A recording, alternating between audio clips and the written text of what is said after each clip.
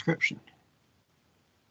But now they're two separate things. Oh no, now it's gone back to transcription and recording, because the last one I recorded didn't have a transcription, so there's no subtitles. Oh, I've no idea what Teams is doing. Far too confusing.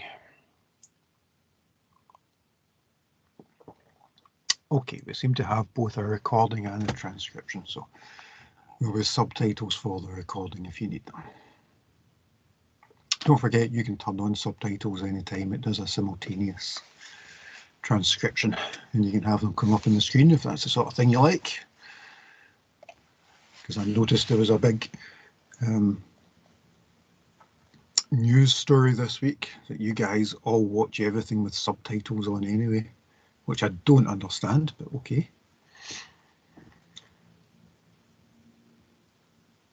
Right, so this is the last topic that's going to come up in the test. So it's the second block of these 5 topics, and it's about input output.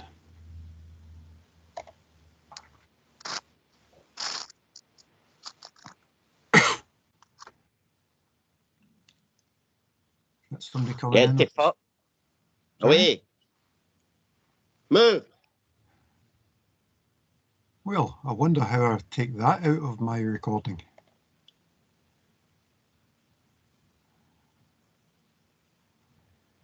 Okay, Jordan, I'm going to mute you just now.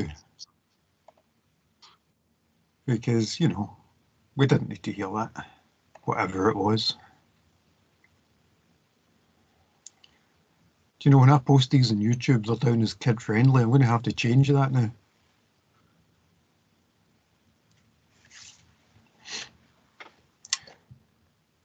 Okay, so we want to talk about I/O systems today. And this clearly follows on from the stuff that we've been doing for the last couple of weeks, because we were talking about how we set up file systems, how we set up mass storage systems, and of course, these types of systems are connected via input-output systems. But there are different types of I/O system. They work in different ways and they have to connect in different ways, both for the operating system, but also for the user and for any applications that you create. So fair warning that some of the stuff in this lecture, it's aimed towards people who will be programming I/O for their operating system. I'll try and point it out as we come along. If you're not a programmer, if you don't think you'll ever be programming any I/O devices, that's fine. Just let it wash over you, and you won't be disadvantaged in terms of the assessment. I've left some of the stuff in there because it is pertinent, it is interesting, but perhaps not to you if that's not your thing. Okay, so we'll go through this and we'll talk about how we connect in different types of ways to try and understand how that's going to work.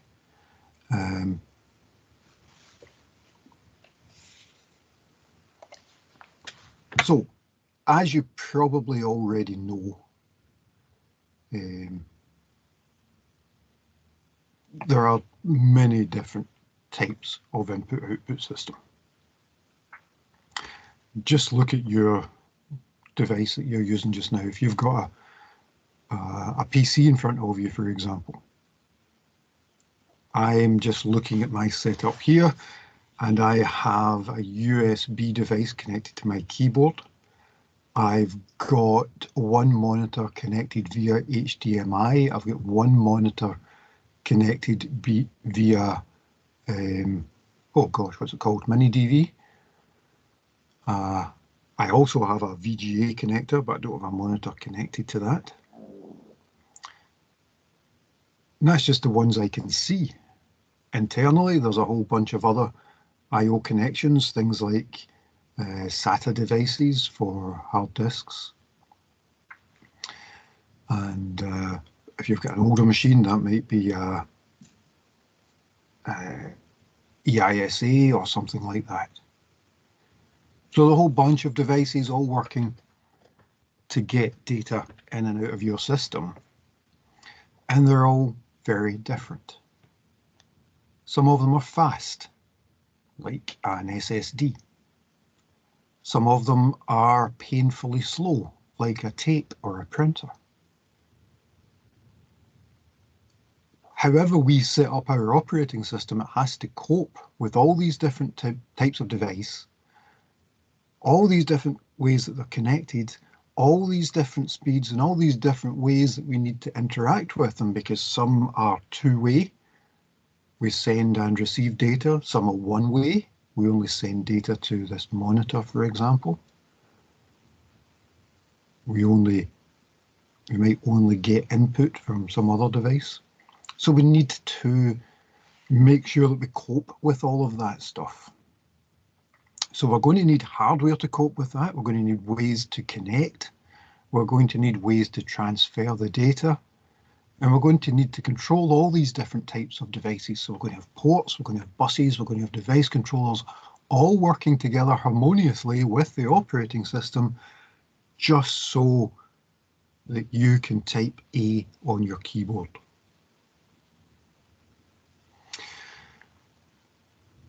Because we have all these different devices, you'll remember way back we spoke about allowing the operating system to connect to new devices, and we talked about having device drivers, specific software that spoke to specific devices, taking into account their particular setup, their particular functions, and how they need to be connected to.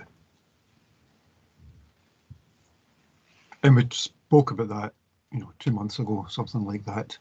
And most of you identified that you had installed a device driver at some point or other.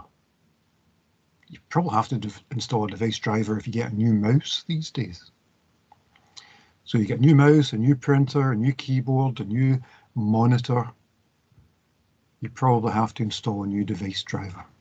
And the same happens with your internal devices, graphics cards, disks, all that kind of stuff. That's because we have all sorts of hardware. I identified some types of connector earlier, but of course, even with the different types of connector on your machine, they might connect to very different types of devices. I spoke about my keyboard connected to USB. I've got a mouse connected to it. I've got a USB thumb drive. I've got a USB hard disk, one of the portable hard disks. I've got my phone connected via USB. I have, what else have I got here? I've got my webcam connected via USB. My monitor's connected via USB because my monitor's acting as a USB hub. On the floor, I've even got foot pedals that are connected via USB so that I can scroll using my feet rather than just my mouse. All very different devices, but all connected to one type of connector. So they're all connected to one port, in this case USB. They're all connected to the bus on my computer. So the data bus is where all of these devices have to send their data. And that brings up another question. What happens if all of these things are happening at once? And of course, because they are very different devices, they all have different controllers. And we looked at that last week, or maybe the week before, when we looked internally at a hard disk. And we saw that there wasn't just the disk and its read arms, but there was actually some electronics there. Those are there to control that device, and you'll have similar things in most of our devices. Microcontrollers, chips, code, maybe even some memory to have a cache or a buffer in there too. So all of these things, not surprisingly, all work in different ways for all these types of devices. The controller for my USB thumb drive is very different to the controller from my USB mouse, and very different to the controller from my foot pedal that just let me move through that that slide. Look, no hands. It's magic. So this is roughly how it will be set up. You've got your main bus. So this is for a PC. Other things will be similar. You have your main bus where all of your data is transferred. So it all moves along here, no matter what type of device we have. So you might have, and this is quite an old diagram, you probably don't have an IDE controller, but maybe EIDE now. So you've got a controller, and that has, you'll note, multiple connectors. So you've got one controller, but multiple devices. Similar with SCSI. You can do 7, 8 SCSI devices all with one controller. And you can also daisy chain SCSI, so you can add more onto the end. We've got other types of interface that do other types of device, like keyboards. And it's a while since anybody's had a serial port or a parallel port, because it's mostly USB now. But you'll notice also that, as with USB, there's also an expansion bus. So just like our USB devices, all our USB devices connect to one expansion bus. That's connected to the interface, which in turn is connected to the PCI bus, like everything else.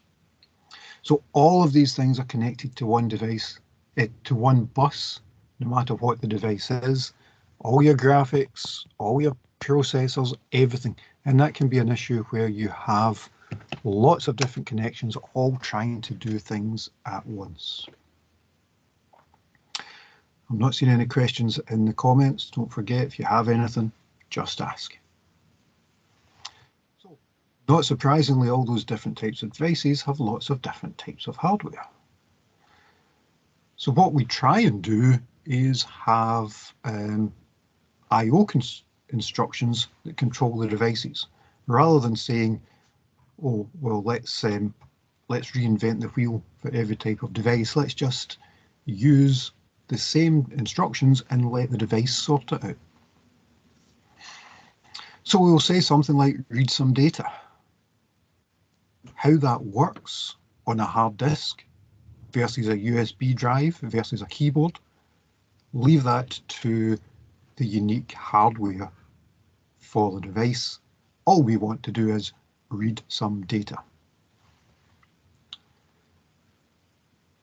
That suggests that we have some support around that.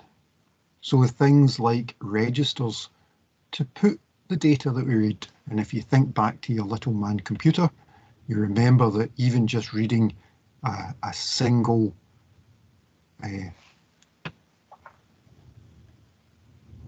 post box of memory, you'll remember that, I've got to turn on my highlighter, sorry, hang on.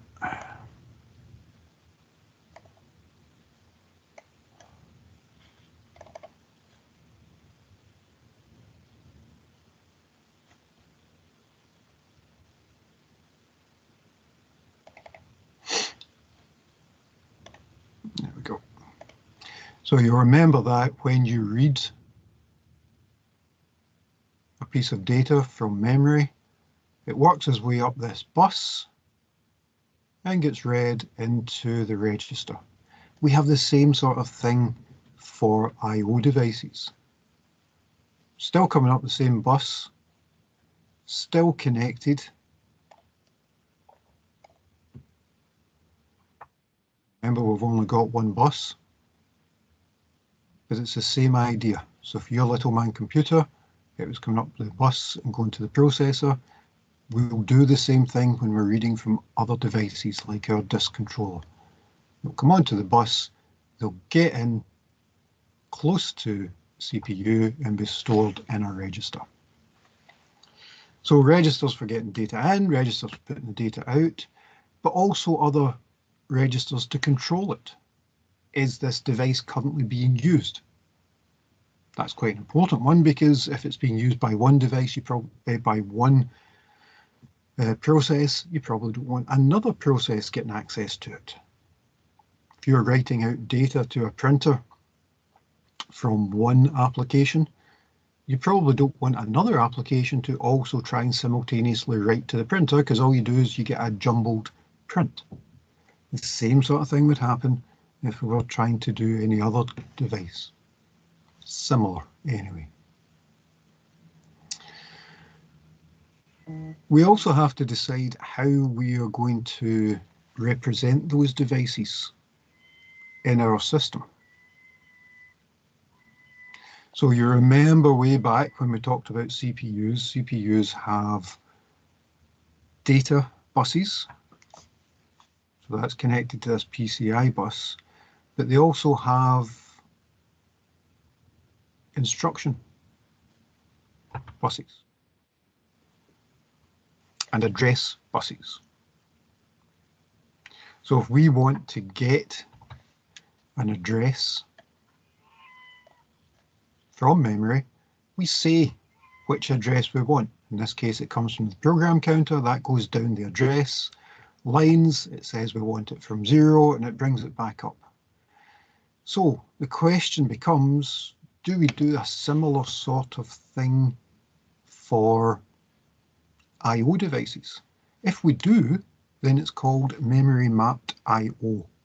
In essence, we pretend that any device that we have has got a memory location, and if we want to write to that device, we just use the same instructions and write to a memory location, knowing that in actual fact it's an I/O device. So for example, to make this dot here on the screen blue, so this blue in the I/O, what we'll do is write to memory address 78214. And what we'll write to that is a piece of data that represents blue,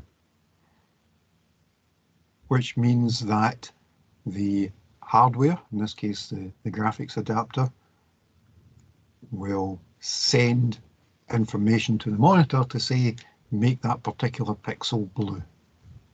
But we've done that by writing data to memory. If we don't do that, if we want to write directly to the device, then we're going to need different instructions. We're actually going to need to say, well, this is an I/O instruction rather than just an instruction.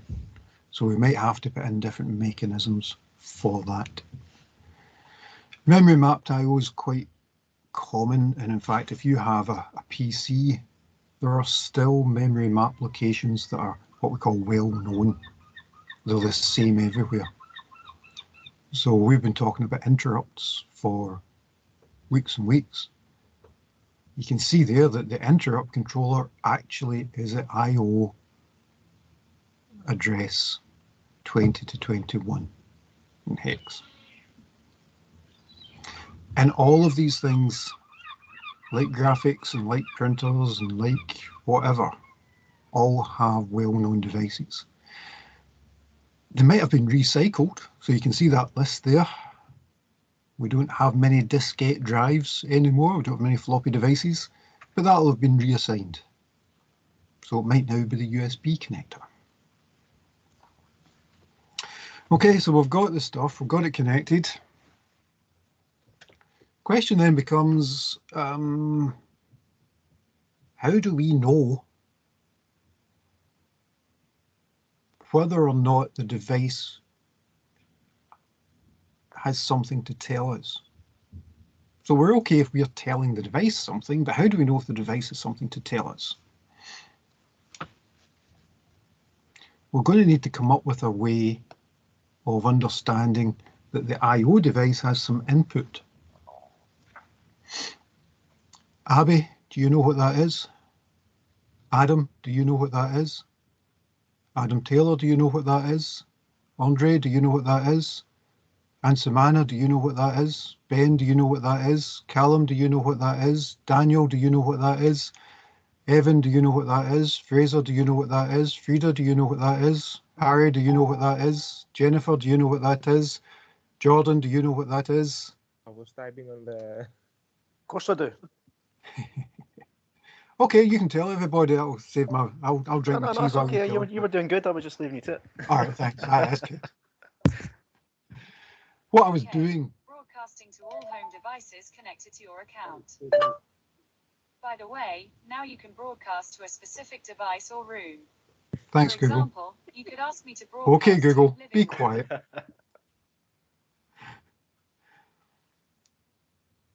Sometimes I/O devices spring into life when you don't want them to. What I was doing there was polling. I was going through all of you and saying, do you have something for me?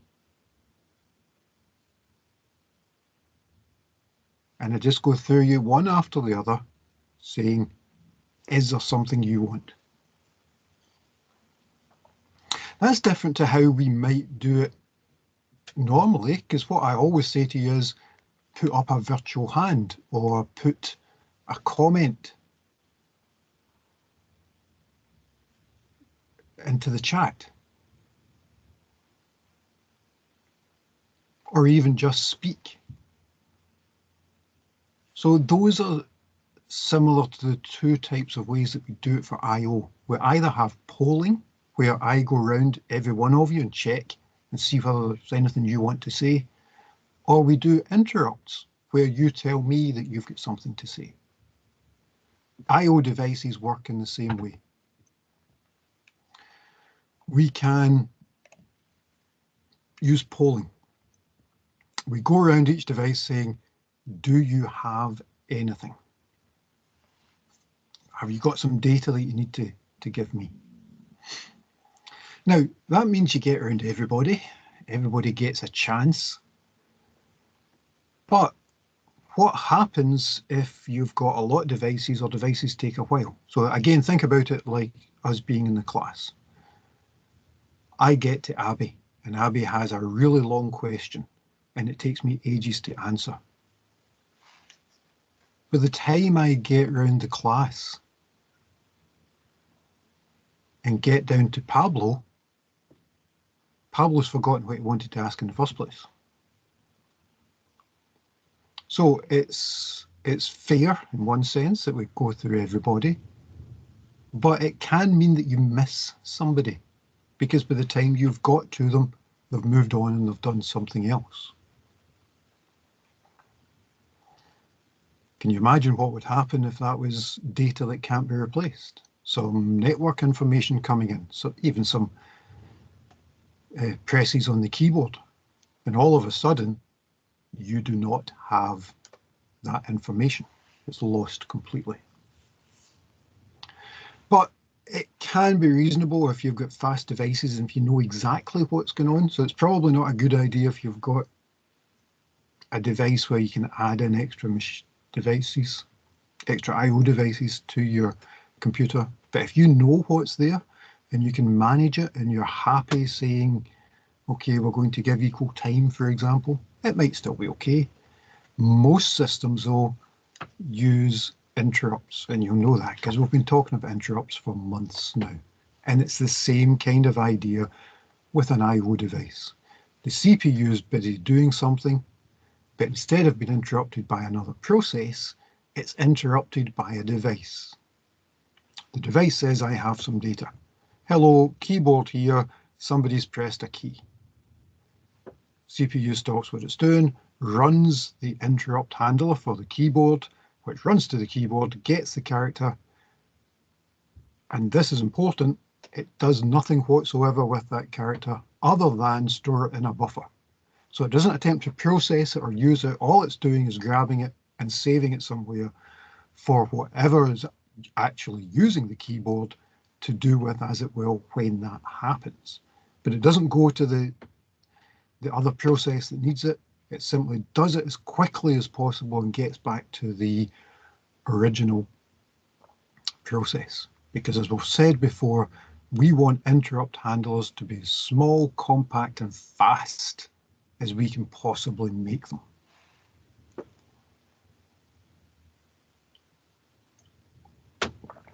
So one of the other things that we have on our bus, as well as the address line and the data line, and the control lines about whether it's read or write, is an interrupt line.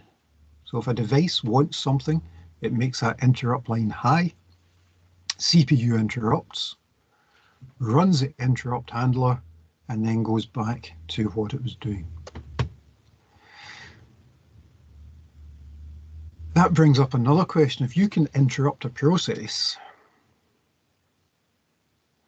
but the interrupt handler is itself a process, can you interrupt an interrupt? And the answer is maybe.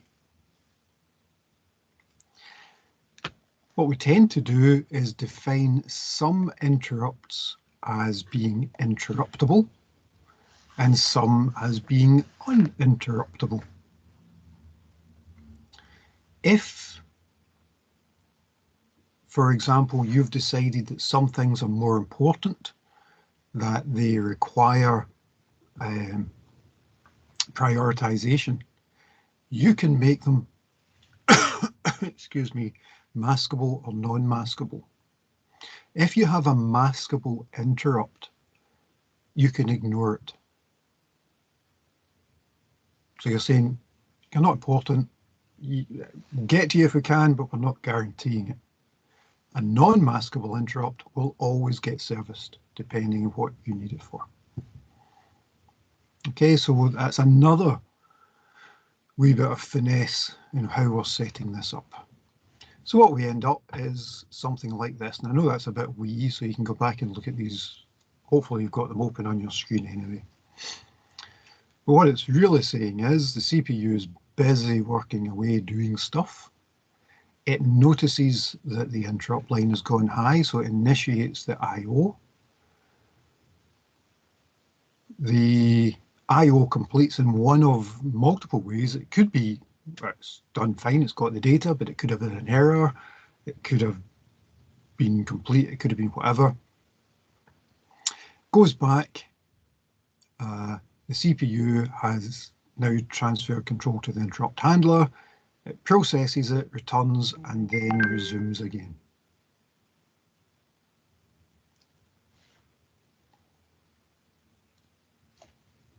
That will happen all the time, and we will have interrupts from all sorts of devices, as you know, and we'll prioritize them. So for example, for a Pentium class CPU, we have interrupts actually in order of priority. And again, that's a wee bit wee. So we have 256 possible interrupts, and they're actually given names. So the first one is a divide error, all the way down page faults. So the page fault where we have an issue with the data not being in memory is down at 14. Floating point errors. These are all non-maskable. So the first 32 are non-maskable, and the rest are maskable interrupts. So a whole bunch of things that are non-maskable, and we've decided that's what we want, or at least the CPU manufacturer has decided that's what they want, and there's space for a whole bunch more maskable ones.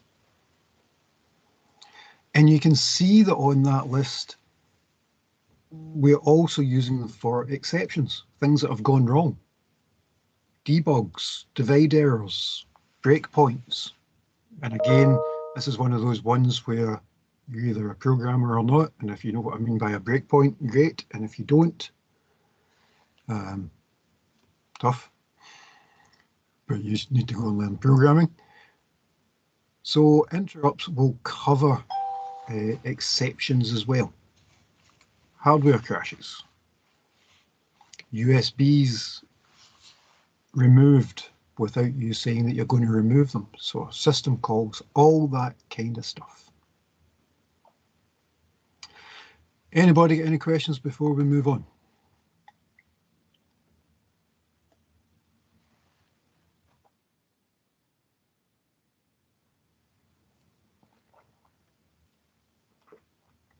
No.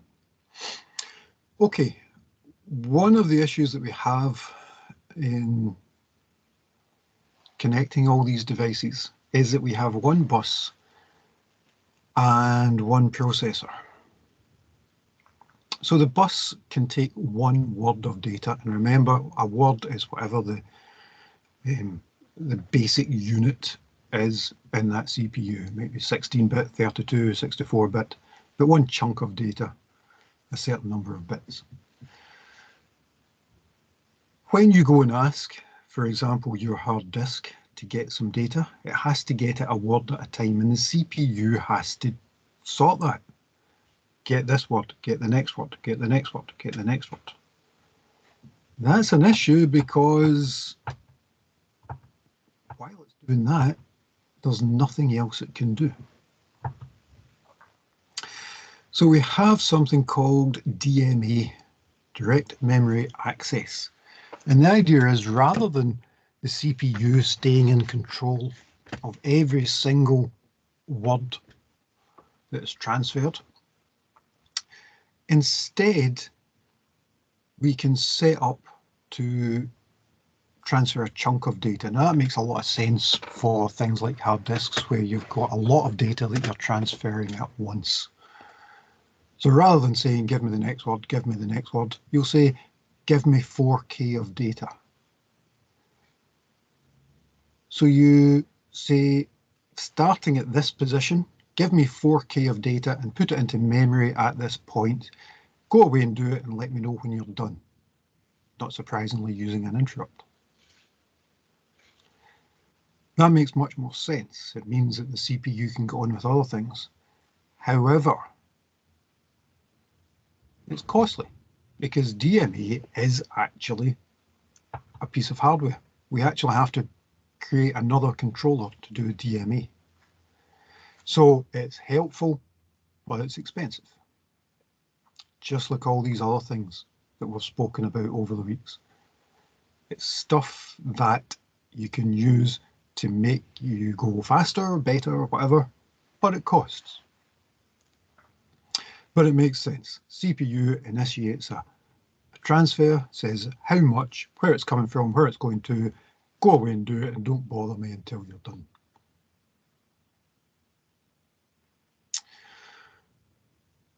That brings up another issue, which is how the I/O devices are interfaced. How are we specifically connecting to them? Because there's lots of different devices, which suggests that there's lots of different ways that we can connect. We've already identified lots of the devices. So I identified a keyboard.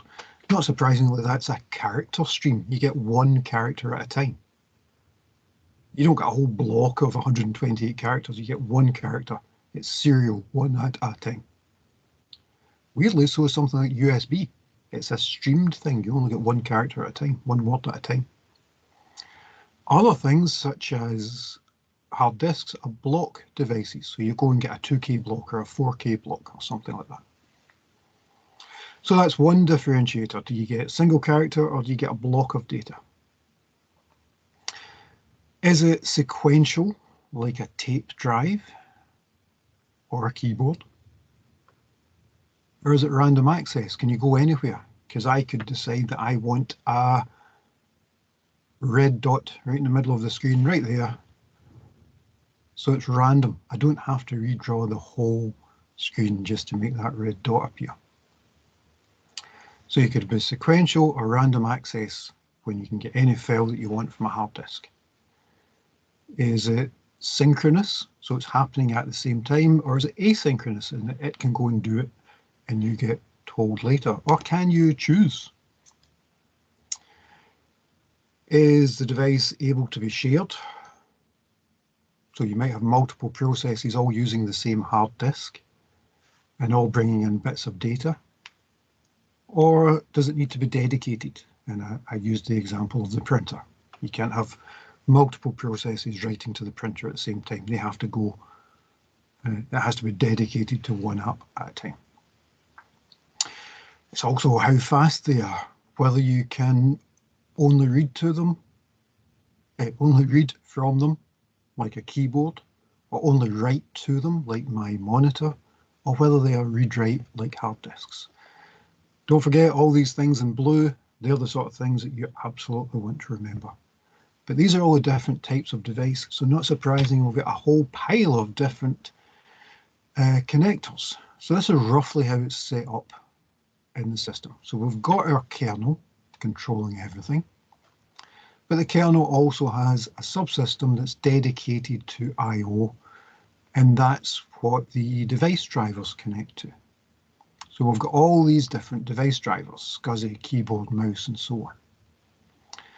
Those specific device drivers are linked to specific device controllers. So that's a device driver understands the hardware, and the hardware understands the device driver. They work in tandem.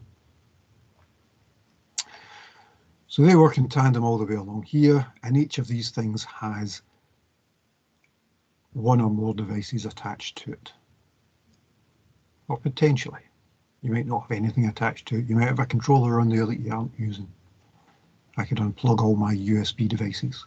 Doesn't mean the USB device controller's gone away. It just means that I don't have any devices attached to it at that point.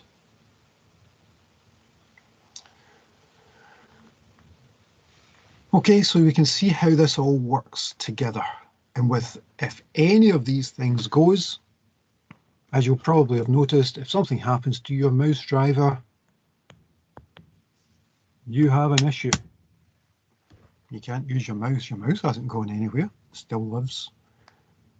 Your device controller hasn't gone anywhere. It's still there, but you can't talk to it.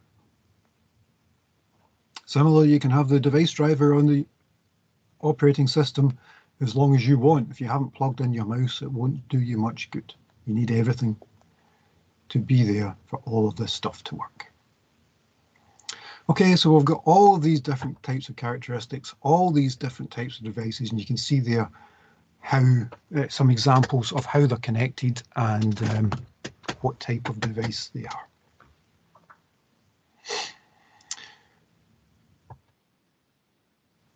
Either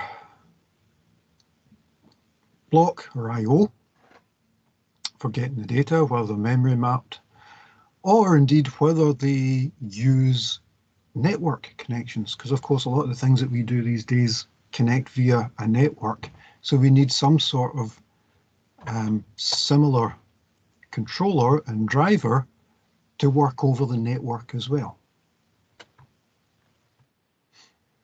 And that might be something like a socket or something like that. We'll talk a wee bit about those after. Most programming languages also have commands in the APIs to allow you to access these things. And there's a Unix one there. So we can have block devices, character devices. Doesn't really matter, we'll still probably have similar things to connect to them. Read, write, or find a particular thing in it.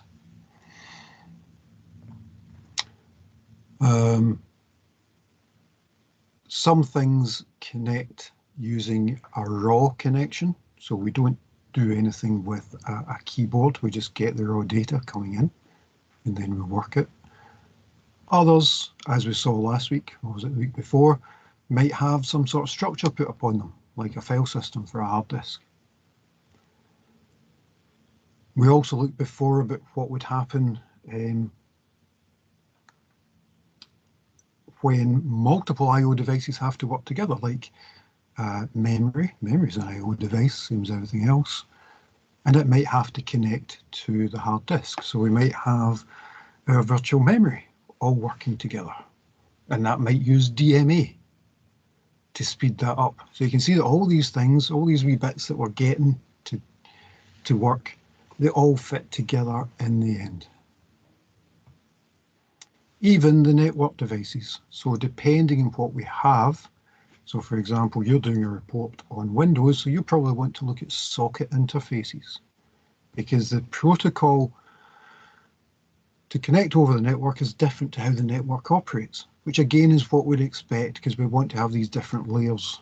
And you guys that are doing networking will be fully aware of the OSI layers.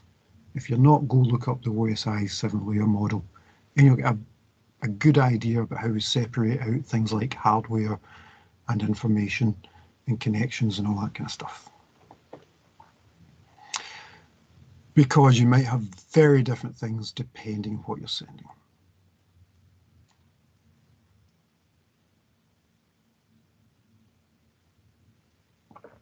The other thing we have to think about is how specifically this will work in terms of when things are transferred. Think back to that diagram with the bus and all the devices on it. What happens if all the devices all say, oh yeah, I want to talk? So you've got one interrupt request and they all say, I want to talk at once. Well, we're going to have an issue. If everything's raised the I want to talk line, how do you know which device it was? And how do you know which one to go to first? So what we tend to have is a clock. So every CPU will have a clock, and it's just thumping away. So rather than things happening at random, things happen on the tick of the clock. So if an I/O device wants to raise a connection, it will do it when the clock ticks. If more than one device tries to connect, they both go, oops, we've made a mistake, and they back off. And we can put some things in there like, because if we all just backed off and went, oh, we'll go at the next one, then all that would happen is they would all come in at the same one again. So we put things in like, you back off for a random amount of time. Because before you connect, you check to see if anyone else is using it. So if someone else is using it, you back off, and then you come in on that clock tick. So we need that to put some structure around these things to make sure that we don't all just talk at once. The same as if you see people using walkie-talkies for the first time, and they all try and figure out that they have to do something to say they're finished talking or that they want to start talking. Like in our Teams meeting. If there's 60 of us in this meeting and everybody unmutes and starts talking at once, it's quite tricky. So you put up your virtual hand and somebody says, yeah, you, then you, then you. It's exactly the same for I/O. They put up the virtual hands and the CPU says, right, on you go.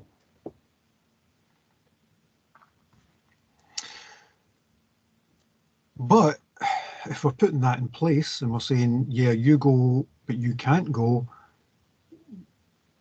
is that sufficient for all the different types of device that we have identified?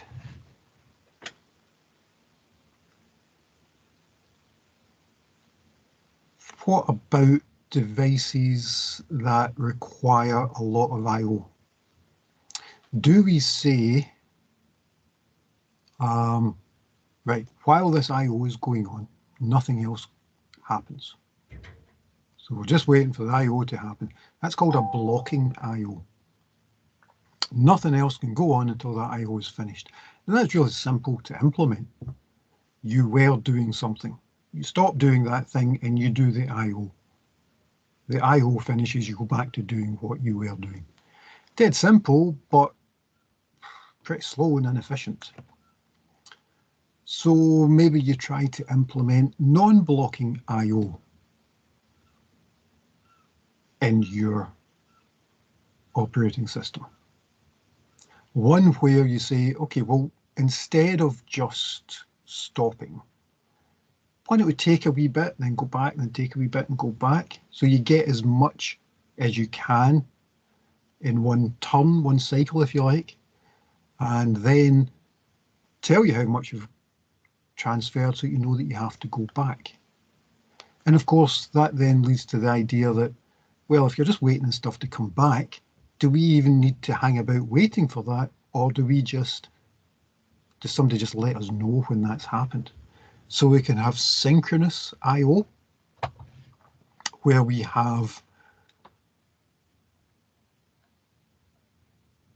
the I/O is requested, it gets through the device driver and the interrupt handler, and it gets the data transfer. And all this takes time till eventually it works its way back out and the process has happened.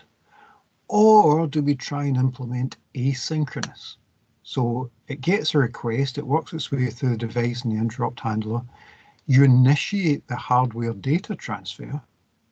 While that's happening, and remember how slow I/O devices are compared to the CPU, while that's going on and data is put into a buffer or put in wherever it's going to go, you work your way back up and you go, oh no, well, let's just keep going with the process. And then when that transfer has happened, oh, by the way, you've got some data now, do you want to use it? Clearly more difficult to implement, but far better in terms of using your resources well.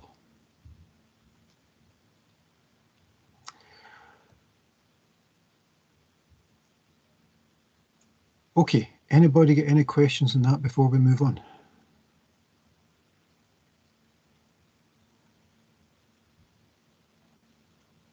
No? Okay, well that's been a wee while. So I think we probably need a wee break. So will we take 10 minutes and I'll see you back here in 10?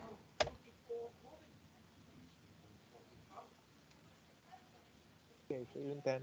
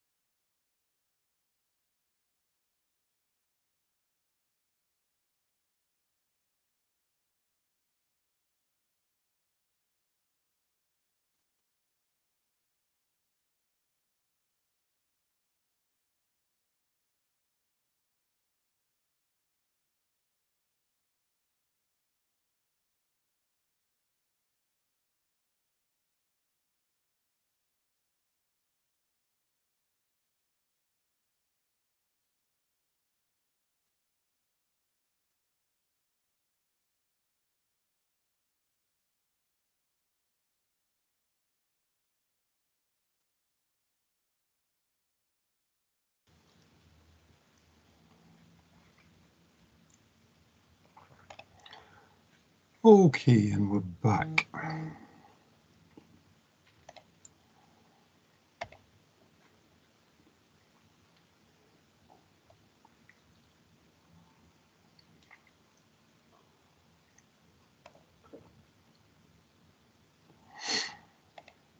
Okay, anybody get any questions I've thought about?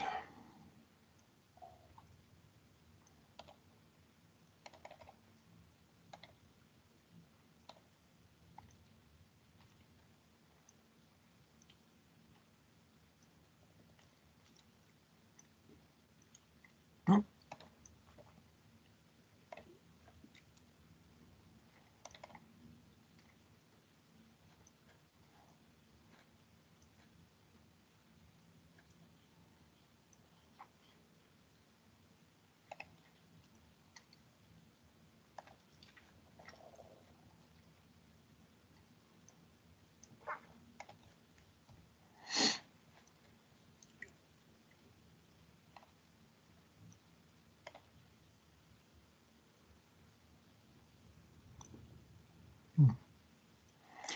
Okay, if there's no questions,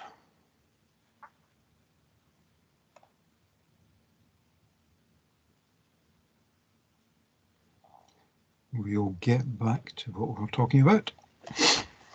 Okay, so we're just talking about synchronous and asynchronous I/O. So I want to move on to thinking about the I/O subsystems and some of the things that they'll need to have in them to cope with the sorts of things that we're going to have to throw at them. We've already touched on some of them already, so some of them might have to have scheduling. So you might have to schedule your access to something like a printer to stop any kind of mix-up. But we might also want to schedule in order to ensure that everybody gets a go. So if one process starts to access a device and doesn't give it up, we might have an issue. And other processes then can't get access to the data that they need to continue. Sometimes we actually implement that into the operating system to ensure fairness, and we call that quality of service, to ensure that each process gets a certain amount of the resources, and that's guaranteed. Other things we might have to implement are things like buffering. So as we've spoken about, a lot of the devices are very different, including in terms of how fast they are. So in essence, memory will take data as fast as you can throw at it along the bus, but you can't get the device from a USB drive as quickly as memory can take it. So you've got the choice. You either stop everything, wait until the slow USB drive or hard disk or whatever it happens to be transfers all its data, or you put in a buffer. Oh, excuse me. A buffer is just some memory that sits in between the device and the system and takes the data from this very slow device and stores it somewhere, excuse me, until you're ready to pass it on. So you might have, for example, enough memory in the device controller for a hard disk to store a whole block. So while you're busy getting the data, this 4K or 8K block from the hard disk, it doesn't go anywhere until you fill up the buffer. At that point, the device then says, I'm ready to transfer data, and the data is then transferred as fast as the bus can cope with it. It also helps in terms of devices where you have different sizes of data that you're transferring. I mentioned earlier that the keyboard will have a buffer. So the single character that you get there, you probably don't want to do anything with it at that point because there's other things you could be getting on with. But you store them in a buffer until you're ready with them. Buffering also helps with something called copy semantics, and this is one of those programming things that I'm not going to go into in detail. Feel free to Google it and look up copy semantics, but in very short and not particularly accurate terms, what we're really talking about is if you have data in two places, who wins? So if you've opened it and copied it, who's going to win? That might mean that you have double buffers, two copies. The kernel might have it, the user might have it, the buffer might have it. So you need to be careful and you need to understand which version is the latest. Particularly if data has changed and you need to save it back out again. So that's some of the stuff we need to support it. Other things we might want are things like device status tables. So we have a list of all the devices that we have connected to our system and who's using them. So you see there that the printer has had a request for a certain amount of data. The disk has had 2 requests for data at different places and at different lengths. So we'll keep a note of who's needing stuff and when. And we might want to do something with that, same as we did before. So you'll see there that there's 2 requests. One is for 20,000 bytes, one's for 500 bytes. And even though the 20,000 byte one came in first, maybe it's better to access the 500 bytes, get it out the way. And it's the same sort of stuff that we were talking about in previous weeks in terms of best algorithms to support these. And of course, the different algorithms might be different for different devices because we have such a disparate range of devices with a disparate set of speeds, all the way down from a keyboard through to the system bus. And we have to be able to cope with all of these. Other things that we might want to have are things like caching, so that, and again, we've spoken about this before, if we get data from a device, we might want to get a bit more data if we can, on the basis that the next thing we'll ask for is the next thing that's coming after. So maybe we keep a cache, so that rather than having to go back to the very, very slow device, we go to a fast memory cache. So that can speed us up quite a bit. So we might actually implement all of these things at once. So the device might have a buffer and that data might then be held in a cache and then transferred to memory. So we always need to be very careful because it could be in memory, in the cache, in the buffer, and on the device simultaneously. So we need to be sure which one we are working with and which one, and particularly where we've changed things, which ones need to be saved back. And a similar idea, but working serially, is something called spooling. So if we have a very slow printer, for example, we don't want to wait on the printer. We want the process to be able to create a file, which is what it ends up being. You create the file, which is what the printer is looking for. That's then put into a spool queue, and the printer then takes those files and prints them off. That file is a specific format for the file. So it's like you're printing to it, but it takes all the characters and everything else that you need to make that thing come out of the printer.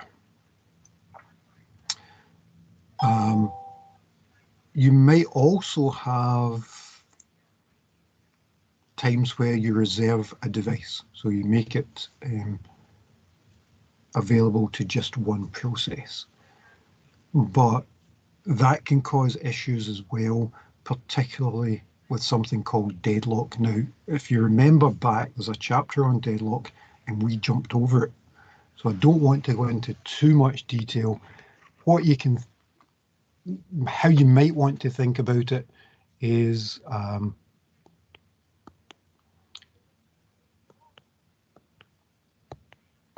if you're driving on a road and you come to a roundabout and there's 3 cars get to the roundabout,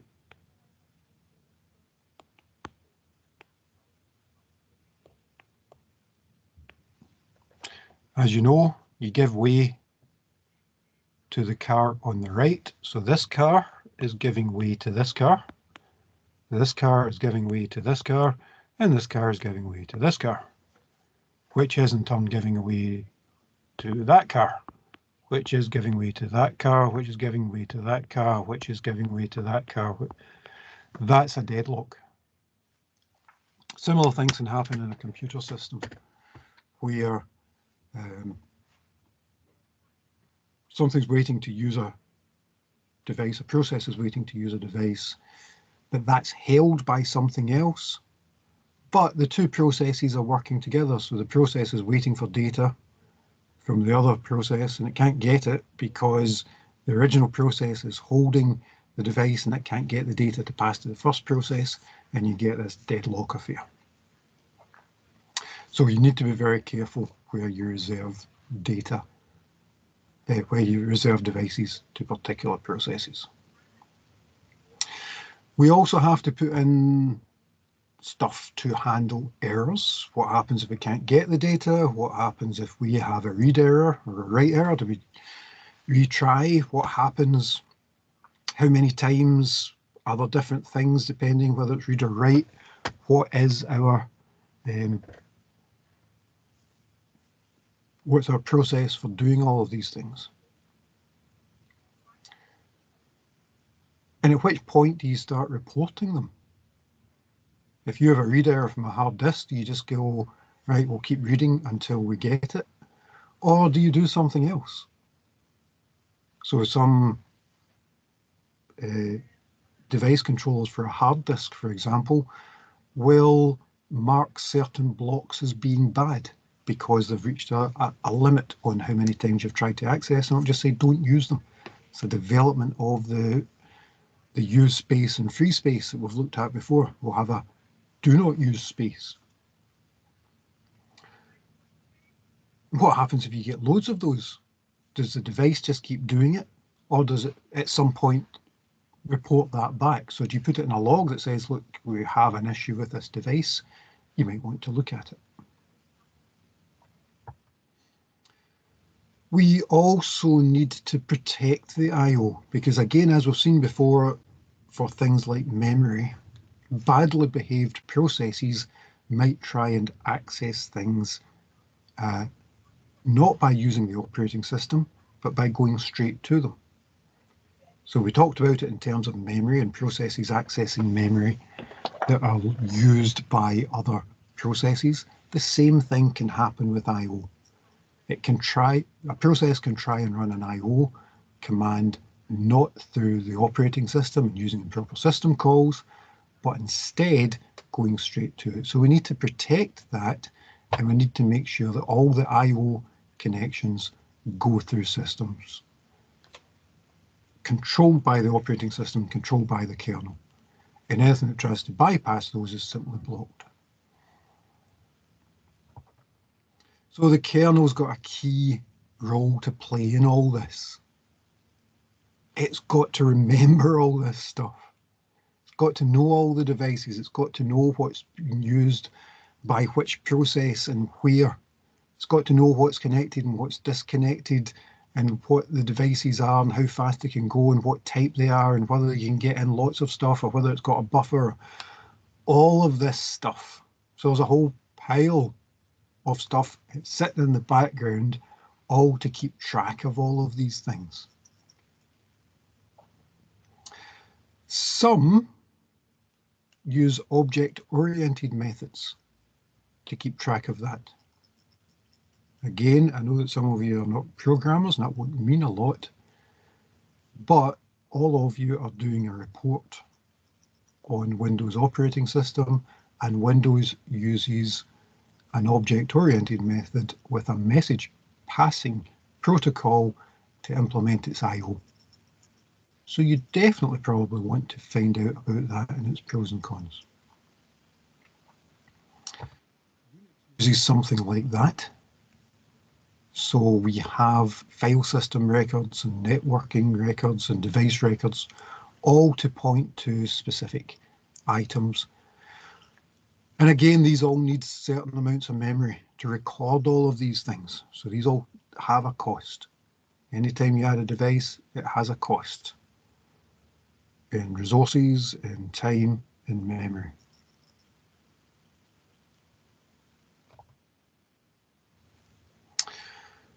Okay, so how does all this then fit together? If you want to get a file, we'll stick to a file because that's how the user thinks of it. So no matter where it is, it's a file, and it could be on any sort of device. Well, the first thing you have to do is find out what that device is. So you figure out the device. If it's, say, a Windows machine and it says drive N, you have to figure out, well, that's actually a network device. Where it's drive G, that might be a USB drive or whatever. On a Mac, it might have a name and it might say my thumb drive. No matter how it's represented to the user, there'll still have to be some name to device translation happening there. Once you've figured out what that device is, once you've figured out how you get to it, you then have to go and ask for that data. So get the device from the data, the disk, the thumb drive, the network, whatever it is, put it into a buffer until you're ready to use it. Go back to the process and say, look, we've read this in now, it's sitting there ready to go. And then you go back to the process and the process can use it as and when it's required. So you end up with something like this. Again, I know it's very small, hard to see, so you probably want to have that opened on your machine just now and or go back to it later. And one of the things that you'll notice is, as usual, we've got all these different layers. How the user sees it, so that user just wants a file open and just wants to know when it's happened. We have the I/O subsystem.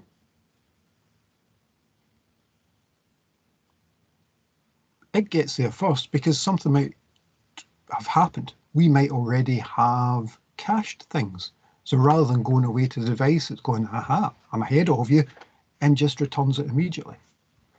If not, we're going to have to go out to the kernel I/O subsystem to ask the device for data, which means talking to the device driver, which means talking to the interrupt handler to get the device controller moving, and that will then transfer the data, and that then works its way back up through the layers to say, yep, we've done that.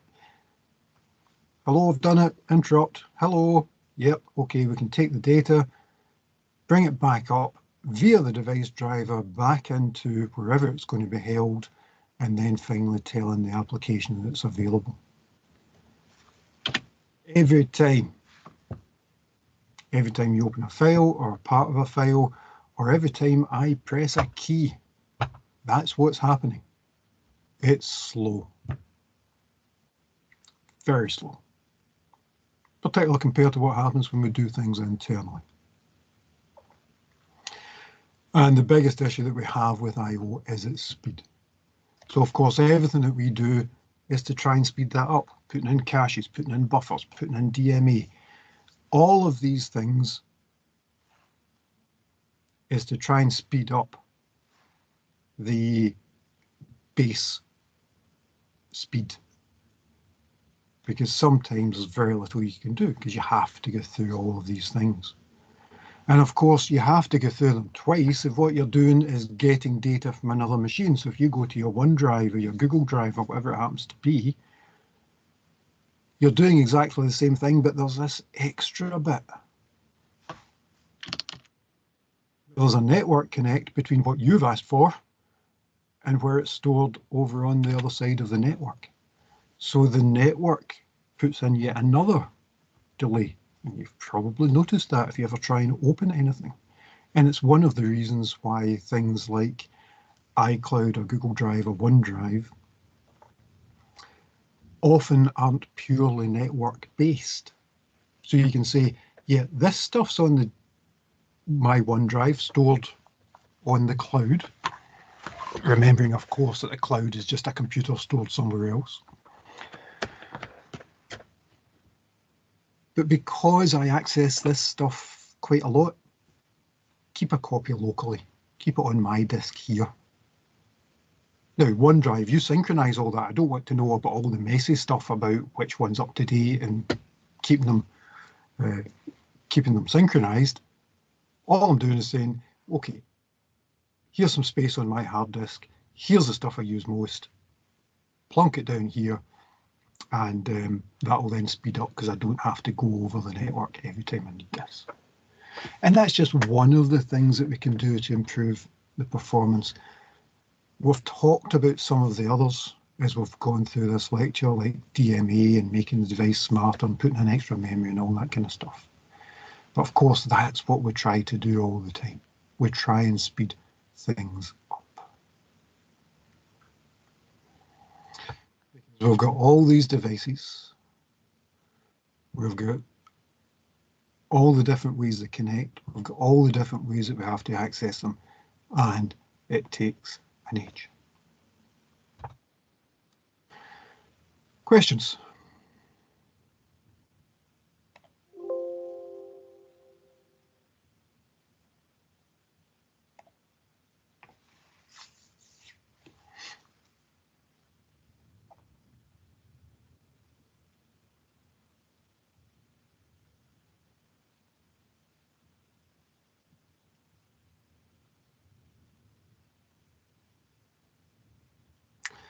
I've bored you all into submission. Okay, if there's no questions just now, I'm going to stop the recording.